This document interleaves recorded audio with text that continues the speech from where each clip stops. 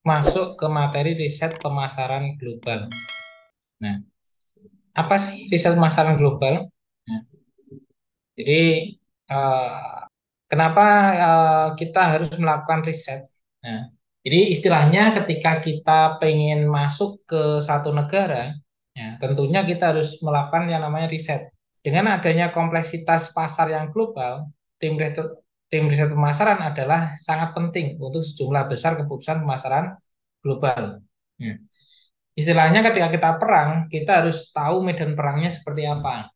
Sehingga apa? Sehingga kita akan tahu bagaimana menyikapi hal tersebut. Hmm.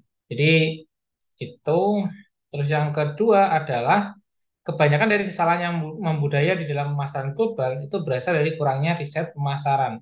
Nah, kebanyakan yang dilakukan oleh para pengusaha itu adalah main hajar saja. Jadi yang penting buka usaha dulu, mau itu rame atau tidak diperlukan. Ya. Padahal riset itu adalah hal yang paling penting. Ketika kita melakukan riset, itu kita akan mengurangi peluang untuk adanya gagal. Karena apa? Karena kita sudah tahu nih bagaimana medan yang akan terjadi di masa yang akan datang atau di area pemasaran kita. Ada 6 langkah di dalam pelaksanaan riset pemasaran global. Yang pertama adalah gambarkan riset permasalahan. Nah, ini bisa nanti teman-teman lakukan bukan hanya untuk riset pemasaran, tetapi juga melakukan proses langkah selanjutnya ketika teman-teman ingin memulai bisnis. Nah, kita lihat dulu nih, kita menggambarkan riset permasalahan. Nah, kira-kira di dalam proses pemasaran itu masalah apa yang mungkin timbul? Jadi yang mungkin timbul apa? Oh, tidak ada yang mau, tidak ada yang beli. Nah, contohnya seperti itu. Atau umpamanya eh, untuk budayanya berbeda. Nah, contohnya seperti itu. Kita pilih salah satu permasalahannya, lalu kita kembangkan suatu desain riset. Nah, contohnya ketika produk kita belum diminati oleh market kita. Nah, kita lakukan riset dulu, kita desain. Kita pengen melakukan riset seperti apa. Terus yang ketiga adalah menentukan informasi yang diperlukan. Nah, ketika produk kita itu belum ada yang meminati, kita lihat kira-kira apa yang membuat orang itu mau membeli produk kita. Ya, kalau pemasaran di 1.0 itu kita lebih mengunggulkan apa namanya semacam fitur atau keunggulan dari produk kita. Tapi seiring berjalannya waktu di pemasaran 4.0 atau 5.0 itu lebih menitik beratkan kepada apa yang akan didapatkan oleh konsumen. Yang keempat adalah mengumpulkan data, baik data utama maupun data sekunder. Nah, dengan cara apa? Dengan cara melakukan riset, dengan cara mencari artikel di internet atau kita langsung melakukan wawancara di target market kita.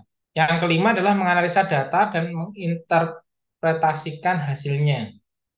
Ya, setelah kita tahu nih keinginan konsumen seperti apa, maka kita analisa. Oh, kira-kira sebagian besar target market kita itu menginginkan hal seperti apa? Apa yang membuat mereka tertarik dengan produk yang kita tawarkan? Yang keenam adalah laporkan dan sajikan hasil penelitian kepada manajemen. Nah, seperti itu. Jadi ini 6 poin yang akan dilakukan ketika kita melakukan suatu riset. Ya. Kita tahu, kita gambarkan dulu permasalahan seperti apa, lalu kita kembangkan desain risetnya, kita melakukan riset dengan cara apa. Terus yang ketiga adalah menentukan informasi yang diperlukan. Ya, jadi jenis pertanyaan seperti apa. Lalu kita lakukan survei dengan cara mengumpulkan data. Yang kelima, setelah data masuk, maka kita analisa datanya, lalu kita terapkan di eh, hasilnya. Lalu yang keenam adalah kita laporkan dan sajikan kepada manajemen.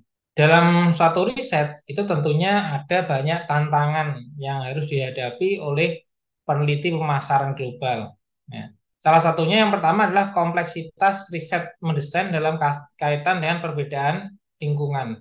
Nah, jadi di setiap daerah atau di setiap negara itu tentunya memiliki eh, selera atau memiliki budaya yang berbeda, sehingga akan besar sekali perbedaannya. Contohnya di India Utara dan India Selatan itu pun akan berbeda untuk budayanya. Ya. Kita lihat di Indonesia pun juga sama. Di Pulau Sumatera atau di Pulau Jawa itu pun seleranya sudah berbeda. Keinginannya juga sudah berbeda. Yang kedua adalah ketidaktepatan dan kekurangan data sekunder. Ya. Jadi meskipun data sekunder itu pun juga diperlukan. Ya. Dengan adanya data sekunder, kita akan lebih mudah untuk mengetahui hasil yang tepat untuk data-data primernya. Yang ketiga adalah waktu dan kebutuhan biaya untuk mengumpulkan data primer. Yang namanya data primer, kalau data sekunder itu kan memang banyak sih di internet, tetapi yang update dan eh, mengikuti zaman itu pun akan sedikit. Ya. Karena perubahan zaman itu begitu cepat sekali. Yang ketiga adalah waktu dan kebutuhan biaya untuk mengumpulkan data primer itu sangat tinggi, ya, di mana ketika kita melakukan survei, itu pun kita akan mengalami banyak biaya. Ya. Meskipun saat ini bisa diakali dengan cara melakukan survei melalui Google Form ataupun melalui website, itu pun bisa. Yang keempat adalah koordinasi penelitian antar wilayah, nah, itu pun perlu diperhatikan juga. Yang kelima adalah kesulitan penelitian dalam penetapan perbandingan antar wilayah.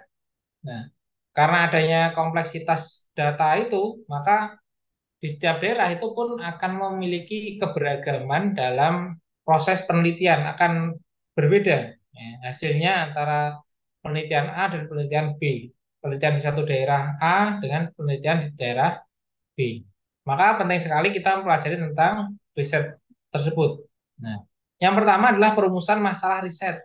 Riset apapun dimulai dengan suatu definisi yang tepat menyangkut riset permasalahan. Ya.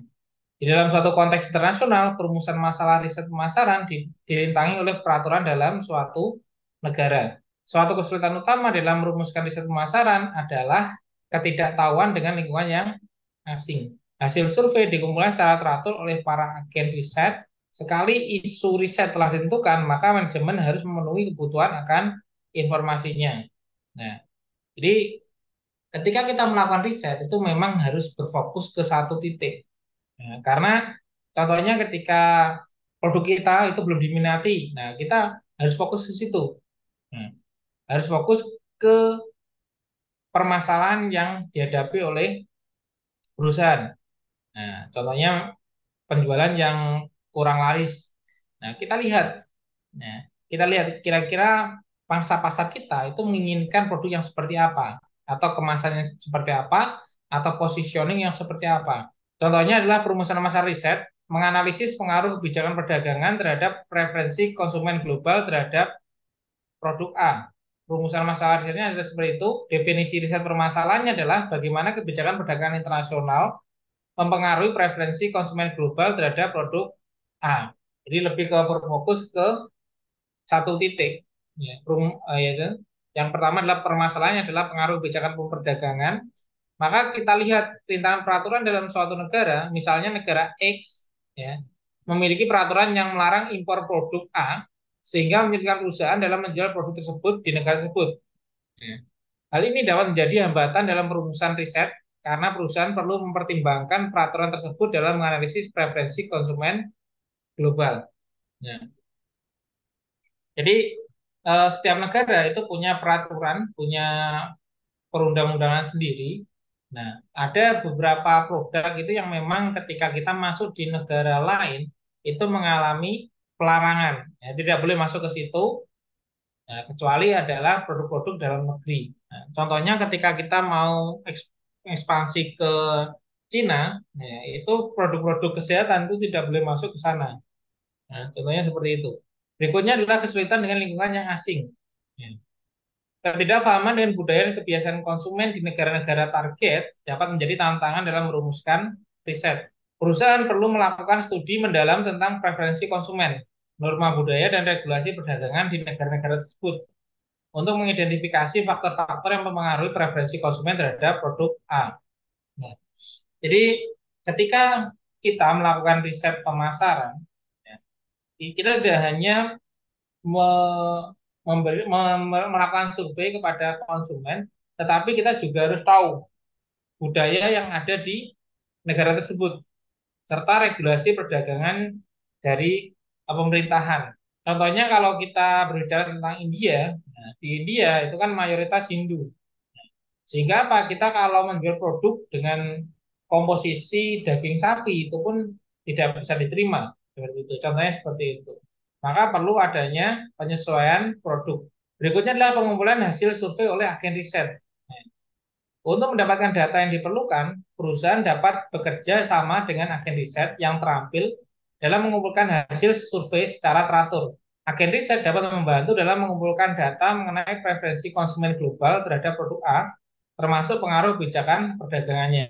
Nah, kebanyakan perusahaan-perusahaan besar itu lebih eh, mudah atau lebih memilih untuk membayar agen riset untuk melakukan risetnya. Dan riset itu efektif atau tidak itu tergantung pertanyaan yang diajukan pada orang yang disurvei. Jadi tergantung perusahaan itu menginginkan titik yang seperti apa. Nah, semakin fokus permasalahan yang ditanyakan, maka kita akan mendapatkan hasil yang sesuai dengan harapan perusahaan.